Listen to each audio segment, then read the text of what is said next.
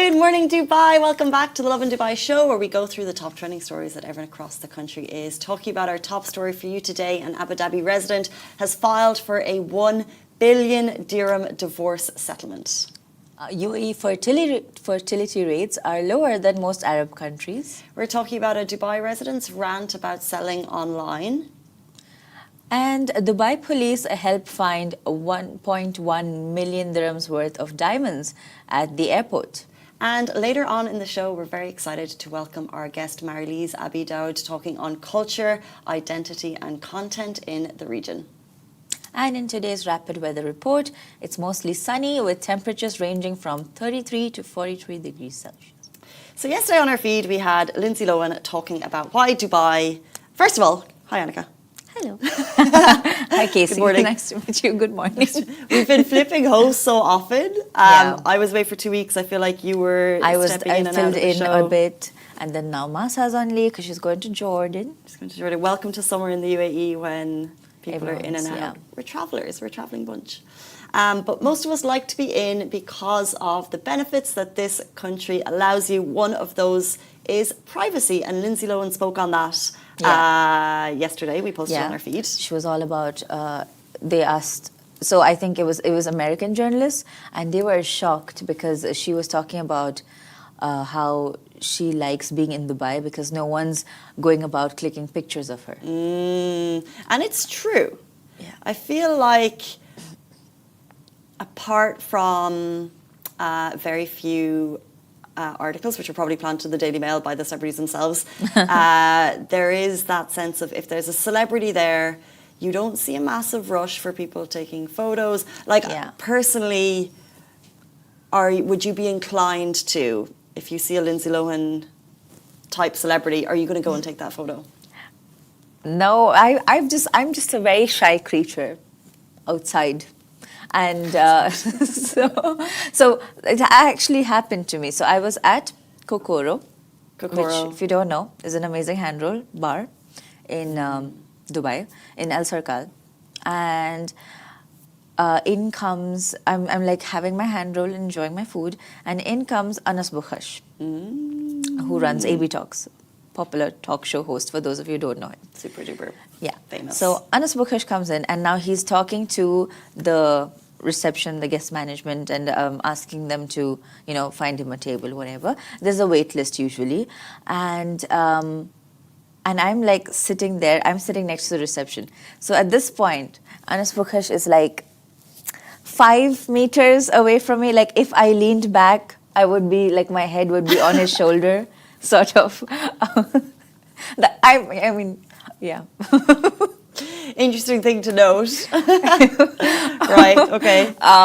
But yeah, it was, and like it was, I was in this like very, like an advantage situation where if I put up my phone and acted like I was taking a selfie, I would technically have taken a picture with him.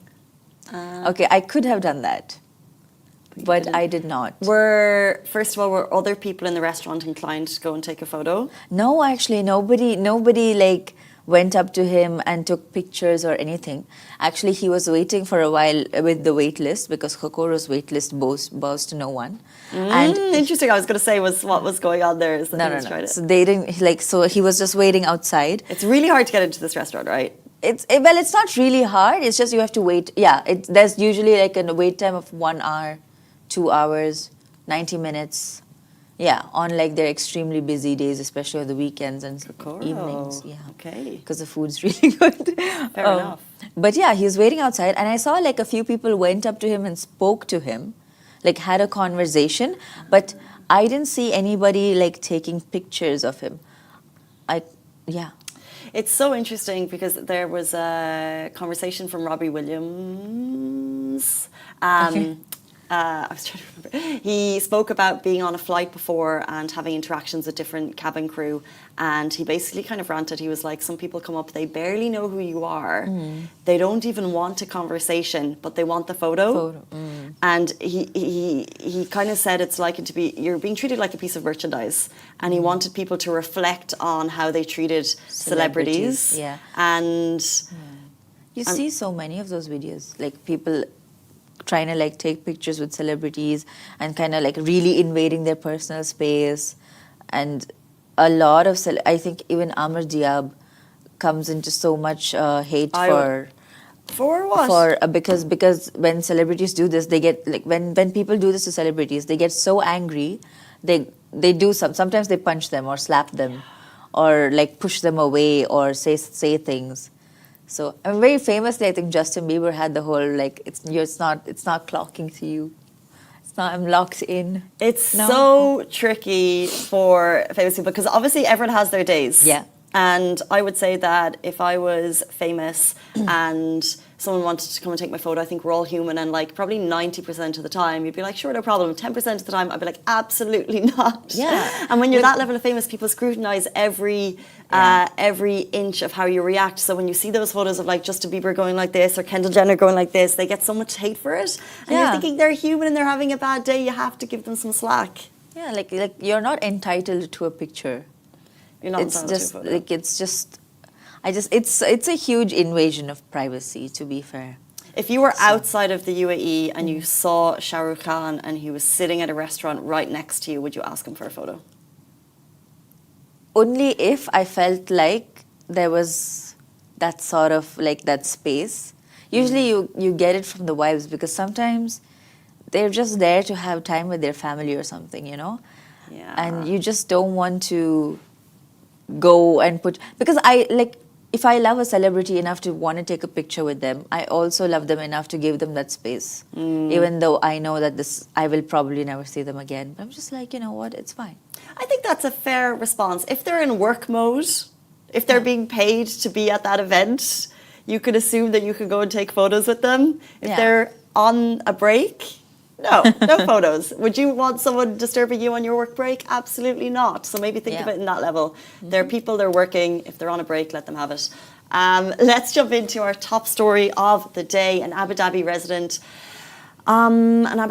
files for a 1 billion dirham divorce settlement. The woman has filed for what could become a landmark divorce settlement in the UAE to the tune of 1 billion dirham, and she's filed it at the Abu Dhabi Civil Family Court. Now, the 39-year-old, who's been married for 2 decades, filed the motion in April, citing irreconcilable differences, according to The National. She and her husband have lived in the UAE for nearly 18 years and raised 5 children here.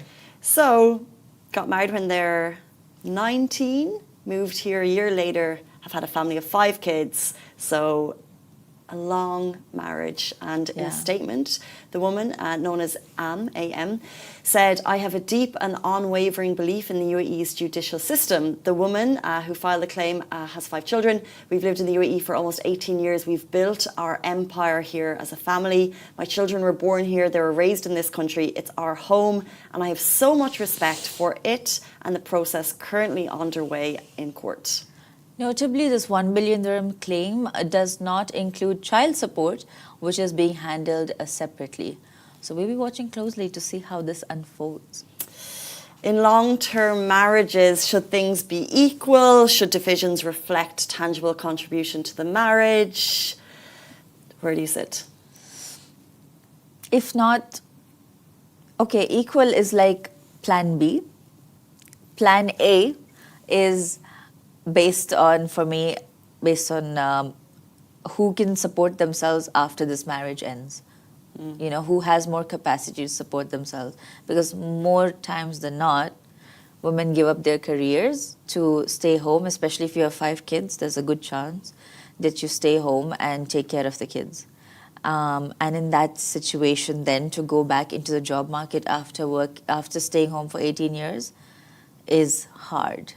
So I would say that there should be more money going towards the person who spends more time, sacrificing a lot of their external life for the life at home. So it's not always based on the tangible contribution, which are financial. It could be based on the fact that, well, one person was able to go out and do the financials, while the other person was supporting the family at home, which should also be recognised. Yeah. I just think that when we look at the amount of money, 1 billion, it really depends on how much they have. You know, because that Yeah, I mean, because maybe 1 billion is nothing. it could be a drop But in the you know, ocean. it could also be, I was just thinking about it, 1 billion, that agreement could have been made because it was made 18 years ago. So they were technically still like very young. So it could have been like, oh, this is never going to happen. So I'm just going to put this unreasonable amount because, you know. No, I think it's now she's filing for. Yeah, but oh, I mean, I just assumed that they might have like pre-decided on an amount or something. I Or think maybe in. they had like a marriage contract. Well, correct me if I'm wrong. I think in Muslim Sharia marriages, they will set a predetermined amount ahead of marriage. But I don't. This lady's from the Caribbean, so I don't think it's the same. I don't know. But that would be another thing. Like, I'm worth this much. It's a real tricky interesting. one. And at the end of the day, there's a family who are breaking up. So we feel for the kids in this case. And as long as the family can reach an amicable settlement, if they have 1 billion, it means they are plentiful in riches, and hopefully that they can just be. What if he both doesn't happy. have 1 billion? Well, then I think that it would be an unfair request. Yeah. Speaking of families, let's move into our next story. Yeah, it's about fertility. So UAE fertility rates turns out is lower than most Arab countries, and this is according to the UN's World Fertility Report 2024. Now, the fertility rate in the UAE has seen a sharp decline, going from a 3.76 live births per woman in 1994 to just 1.21 in 2024. And experts are linking this drop to major lifestyle shifts, such as increased focus on careers, financial independence, urban living, and the growing trend of delayed marriage and family planning. But the report also offers a glimmer of change, projecting a modest rise to 1.34 live births by women per woman by 2054. While still below replacement level, it suggests that evolving policies and social dynamics might slowly start nudging the numbers upwards, which we are seeing a lot of kind of progressive and positive policies for family planning here in the UAE. But if we look at those numbers, this is over a 3-decade period, and we might even ask you for your own situational thoughts on this, because it's saying 3 decades ago, and I was born just over 3 decades ago, the average birth per woman here was 3.76. It was 3 to 4 kids per family, Yeah. basically. 3 decades ago. Now it's between 1 and 2, closer to 1. I was a 6-kid family. Amazing. Yeah, my parents, we were a 3-kid family. And my 6 kids, I'd say the maximum we will have is 3. So it's like decreased by half. Yeah. Yeah, I mean, what do you think? Is it careers? Is it your fact that you're focusing on your career? Is it the fact that maybe you just don't want kids?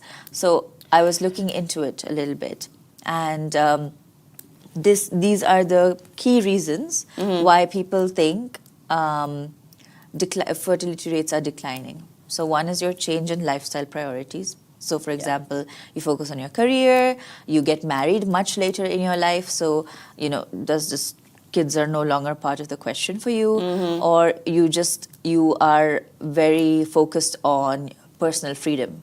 So you want to spend the rest of your life traveling and developing yourself, that you don't think you have time for kids. And then, of course, there's the economic pressure.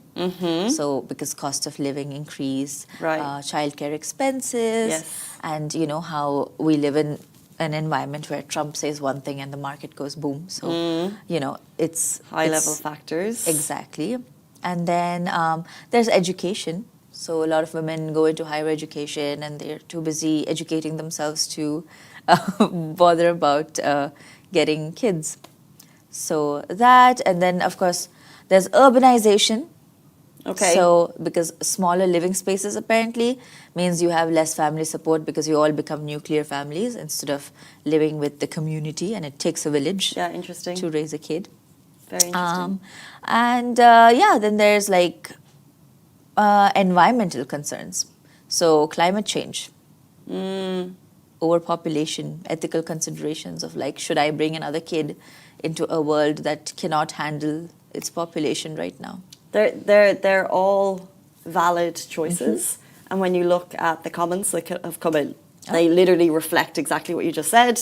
People have said education is too expensive. Someone mentioned maternity leave. Someone said, you know, if your income and then you've got a high standard of living, then you're, what I think this reflects is people are more, it's very individualistic. Yeah. And everyone has their own thoughts on this, Yeah. all valid.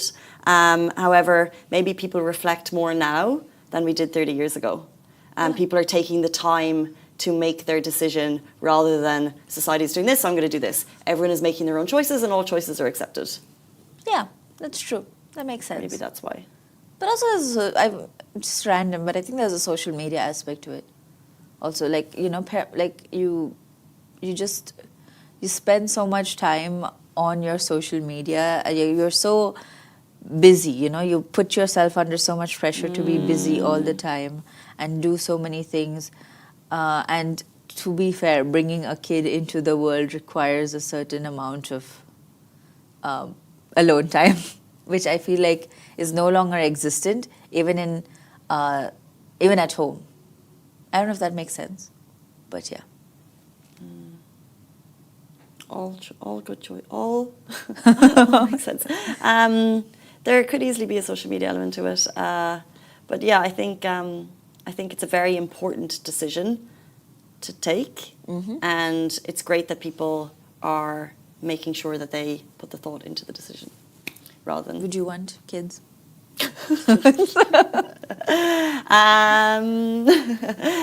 Yeah, I would like kids. Not sure how many. And hopefully one day I shall be able to have them. Thank you for that live question. Oh, but like sorry, I forgot to mention also in this report, the fertility rate is projected to increase by 2054. Not to back to a 3 point, but at least to like a 2 point something. So not all hope is lost, and I think we are slowly, you know, our generation maybe more excited to have healing, a bigger family. Yeah. Healing, interesting. Okay, let's jump in to our next story. We're talking about a Dubai resident's rant about selling online. So first of all, we put it to you, the audience, have you tried selling something on any of the numerous online sellers in Dubai? And one resident has had she has a word of warning. So this was onto a Facebook group. She said, I'm honestly so disappointed with some of the experiences I've had selling on online platforms recently. As many of you know, we're moving out, and like any situation, we're doing it out of necessity, out of choice. So they're basically selling a lot of stuff, not a choice, they have to do it. So for the past month, I've listed items online at half their value or even less, trying to make things easier for both the buyers and ourselves. But instead of fair deals, these are the types of responses that she's getting. People who make me reserve items for days and then ghost. Scammers trying to hack or trick me. Extreme lowballs, I've seen this so often, asking for 10 or 20 dirham when the item is worth between 100 and 200. Buyers who come, confirmed and then disappear. Fake profiles, men posing as women just to chat, not to buy. Moving is already stressful and this just adds to the frustration. She puts out this humble request. If you're buying from someone who is relocating, please don't take advantage of their situation. A little fairness goes a long way. I've been in this lady's shoes. I've had many of the above, not all, many of the above, and I feel her pain.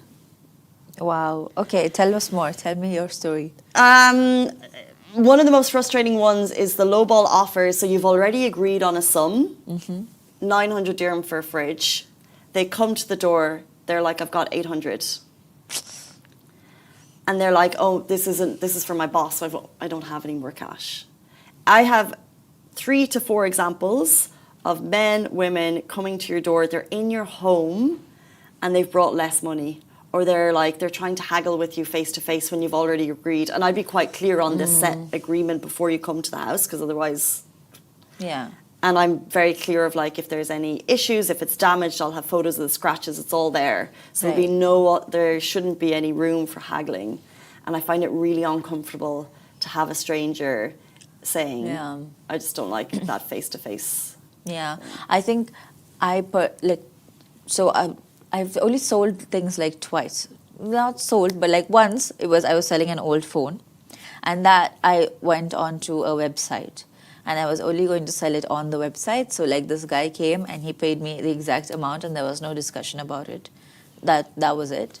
So that was one, and the second time was clothes. I had a lot of. I'm trying to like cut down my wardrobe and go into a capsule wardrobe. It's not happening. But, but yeah, I was trying to cut down my wardrobe. And at that time, I had all these clothes into put in, and they kind of come and they weigh your clothes and they pay you based on the weight. So if you have like a kg of clothes, they give you, I think it's 2 dirhams per unit or something.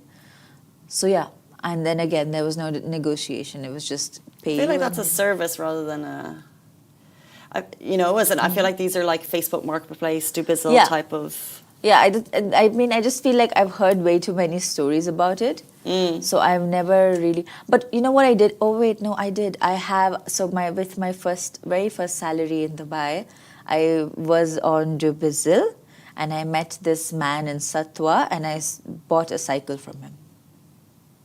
Fair price? Fair price, I think. And he was actually, I had like the sweetest experience now that I think about it. Because I was living in Silicon Oasis at that time. The purchase happened in Satwa, and he threw in his cycle helmet and the reflecting gear and a cycle pump, if I'm not wrong. Nice. So he gave me all of that with the cycle, and it was, I think, altogether like 200, 300, maybe 500 dirhams. I don't remember anymore. And I was struggling because it was a big cycle. It was one of those old cycles. So I was struggling to take it with me to Silicon.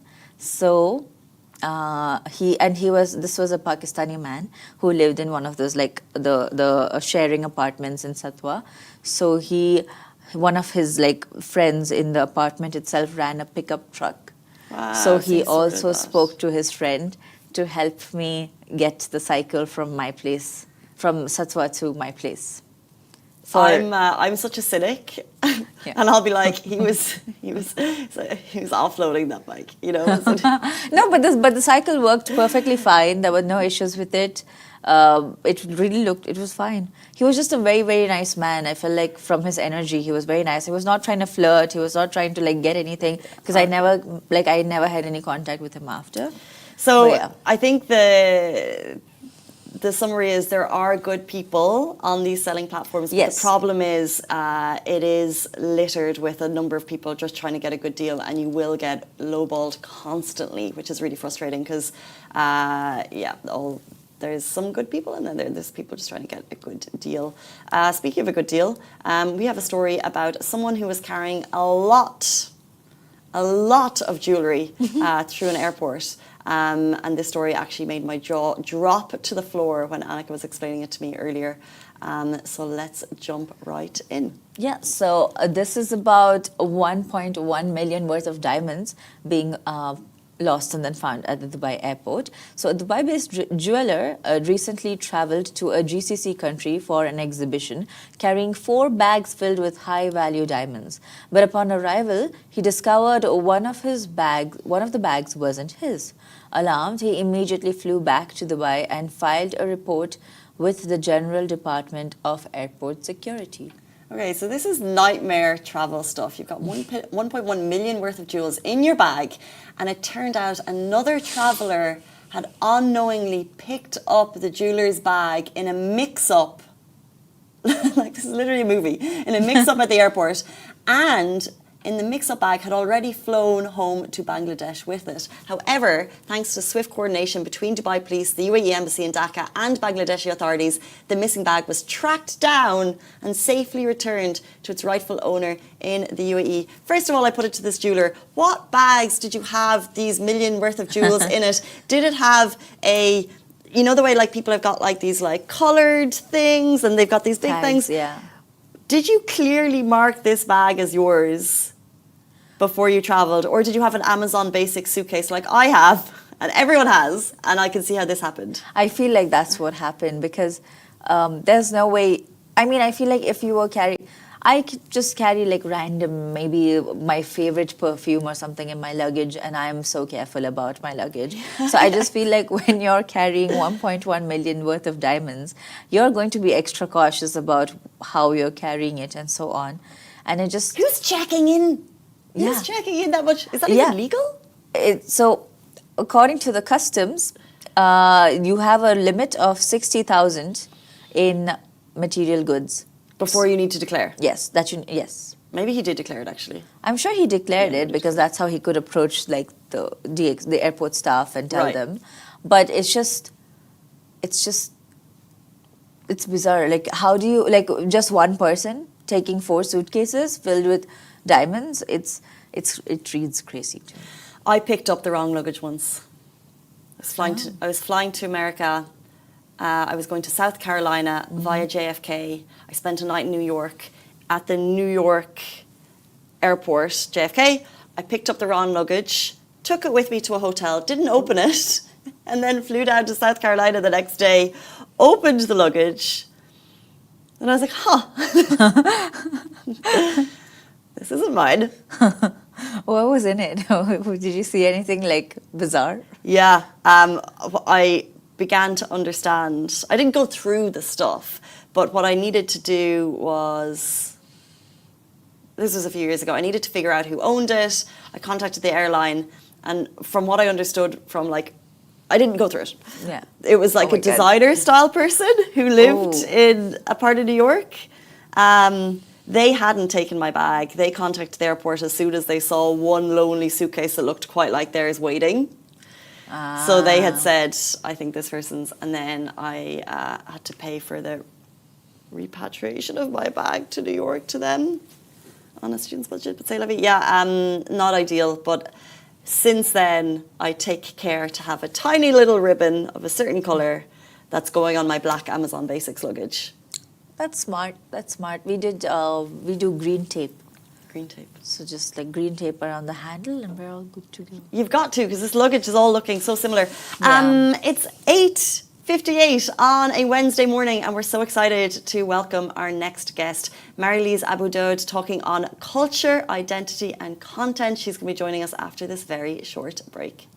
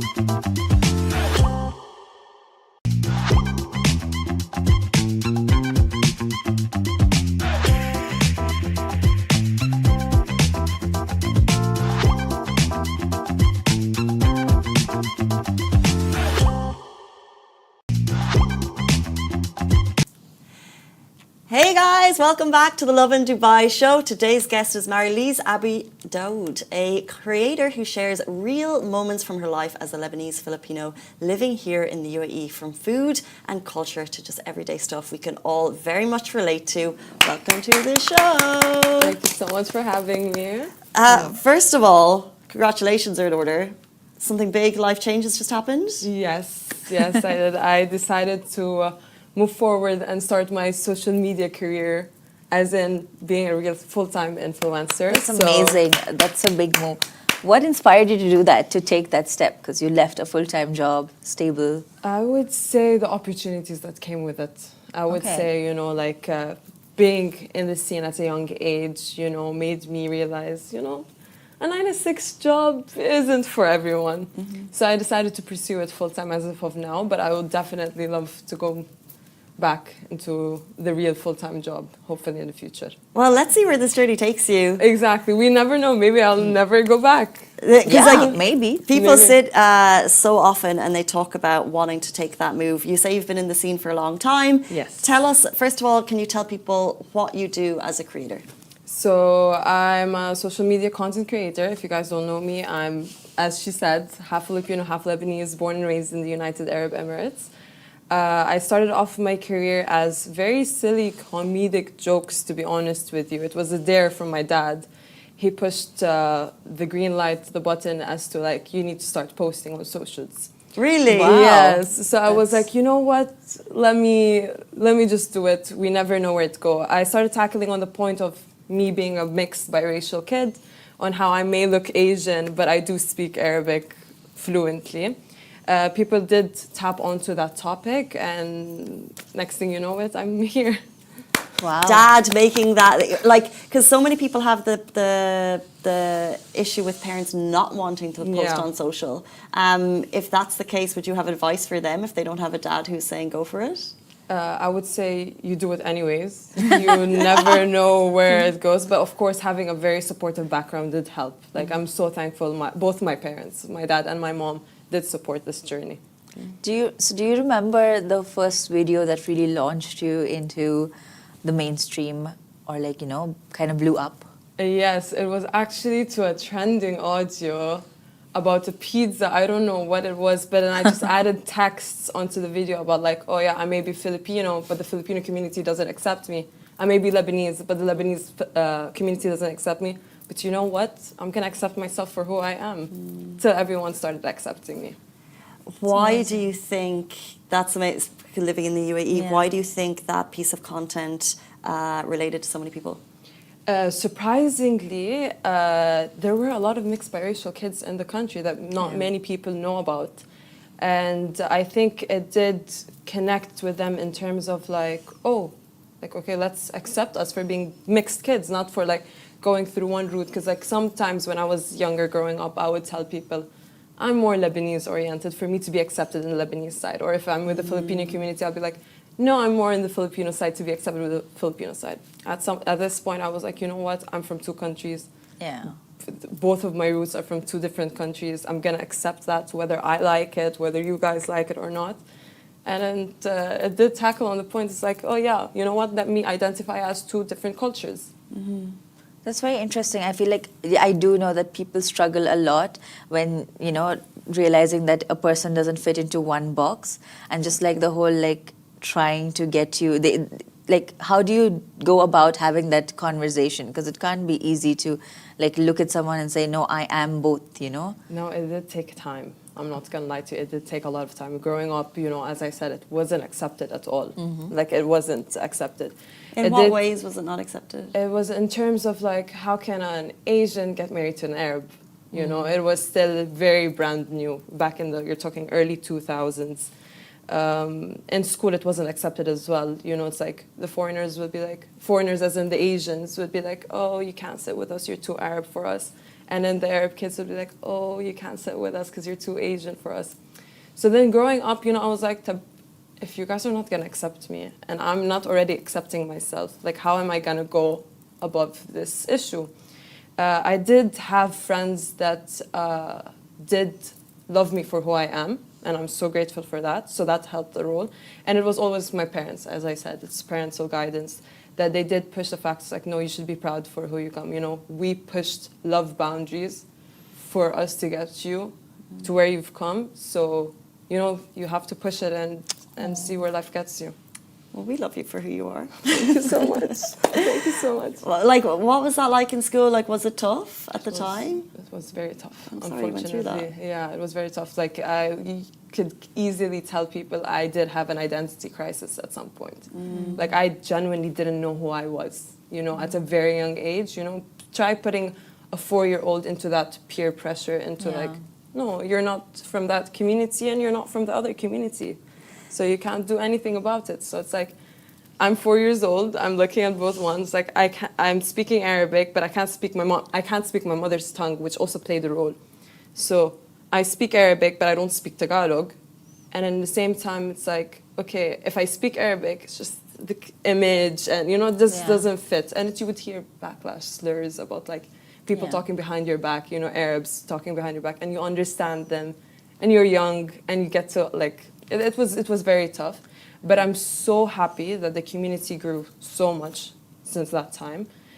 Being on social media, me and other people like me as well, did pave a huge route. Like till this day, I get parents texting me. They were like, "You're paving routes for my kids," you know. And I'm so happy Nice. that I get to do that, because you know, like I didn't have anyone at my time. That's So I'm so amazing. happy for that. So as you were talking about that, you've made videos about colorism, Yes. talking about how people perceive you. Do you think you know it still influences how you're seen, especially like when it comes to like the media, and like when you're putting yourself out there in your content? How do you think your skin color affects these? So, as I said, in the Filipino culture, unfortunately, we have a very bad bleaching, you know, like the culture is like you need to be white, fair to be beautiful. Right. Okay? So, in the Filipino culture, it played a role. It's like, oh, they targeted me directly as black beauty, which literally means morena. It's morena skin. I'm known to have morena skin. So it's black beauty. In the back of my head, I was like, okay, black beauty. What's wrong with that? You know, you see the most gorgeous supermodels, you know, amazing people on front cover of magazines with that dark skin and even darker than my skin. I'm going to appreciate it. I go to the beach and tan 5 times to get darker 5 times than I already am. Because as I said, you know, it's a skin color that I love, and I'll forever love it. When it comes to the Arabic community, the Lebanese beauty standards, unfortunately, it's blondies with blue eyes. You know, like she would be the ideal beauty standard. You know, she's the it Lebanese girl. Yeah. Irish So- skin, pale as. Yeah. So fair skin, blue eyes, blonde, you know, Yeah. that's but it's not their fault, you know, it's how the Lebanese was placed in the scene. So I wouldn't say it's anyone's fault for them to deceive me. I do talk about it just to make people more aware about it, but they are growing, alhamdulillah, they're growing more about the topic. It's so cool because sometimes we do talk a lot on the negatives of social media. However, what you're doing is something positive. And as you said, there's been a lot of positive reactions from that. So you said at the beginning of your career it was on the comedic side. Yeah. How has your content evolved now, and what type of content are you most regularly putting out? Try to put more about me, about myself, being a biracial kid in the UAE, or within the GCC, you could say overall. I would say I do tend to try to do lifestyle, but there's also specific standards in the GCC region that you have to fit for like a lifestyle one, but I try to tend to be realistic about it. It's like, no, I'm not going to carry an Hermes bag 24/7, you know, like I'm not going to wear the top tier clothes 24/7. So I try to tap in realism into my content, you could say. That's amazing.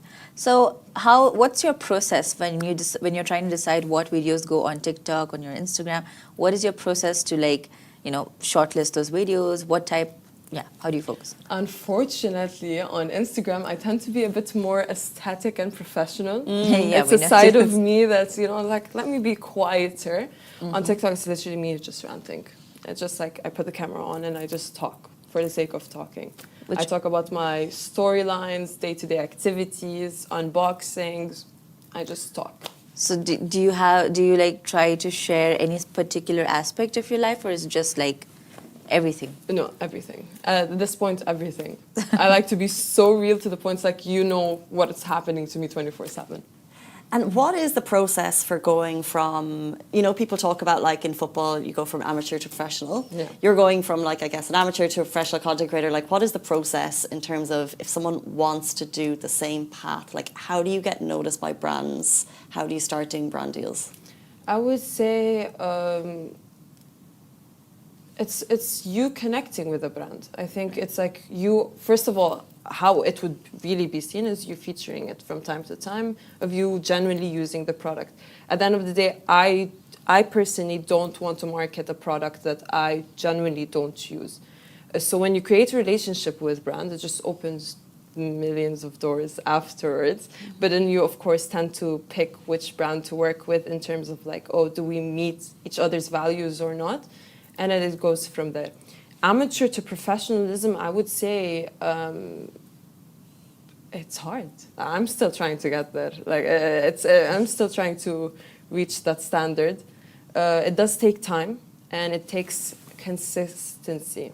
That's the main thing. You need to post every single day, and you need to be your true authentic self. Do you work 5 days a week or 7 days a week? 7 days a week. 7 days a week. 24 hours. Well, I'm just wondering, so like when it comes to content creation, when would you know that you've like made it? At least like for now, what is your idea of having got their success, I would say? My success factor, I would count it in terms of my voice actually being there and people actually like being at full, like an actual influencer. Like I influence people. That's when I know I'm successful. It's like if I do carry a product and it's sold out the next day, I'm successful. I'm gonna get there soon, hopefully.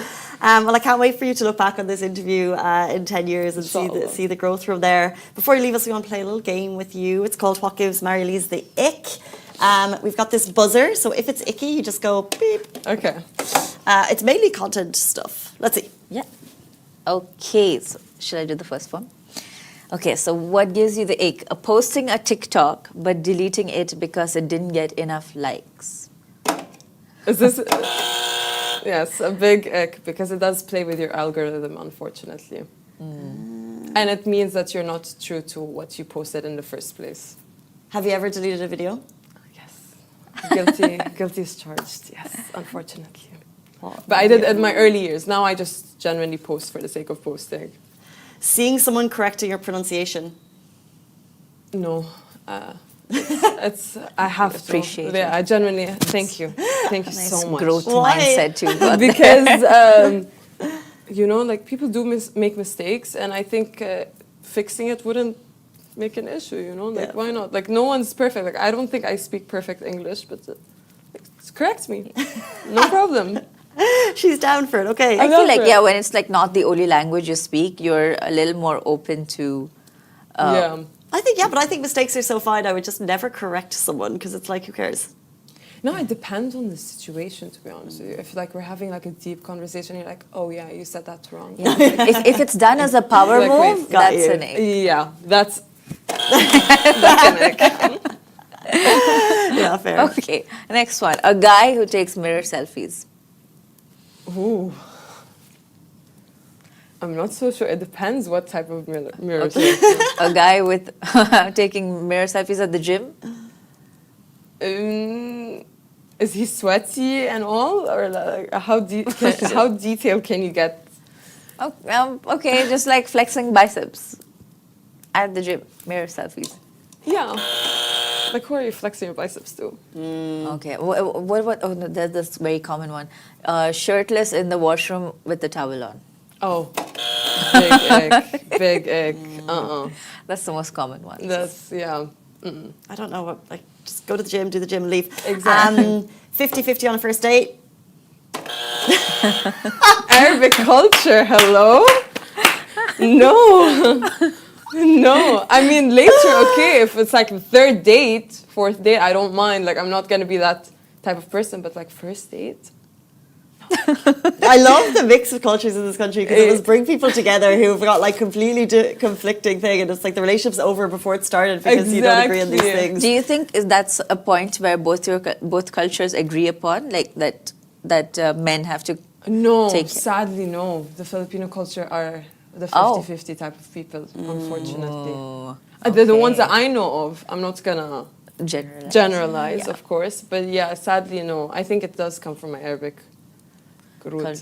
50-50? No, thank you. I think Western is such a mix. I don't even know what to say, but yeah, I think it's a mix. Mainly not 50-50, but I think there's a 50-50 seeps in. It seeps in. Debatable. We're both looking at each other. It's like debatable. I think we've got time for one more. Okay, so people who say I'm an influencer in their bio. Yeah. Yeah, that's a very big. Like me, I can't even say the words openly. It's like, oh yeah, hi, I'm an influencer. Like I can't even say it properly.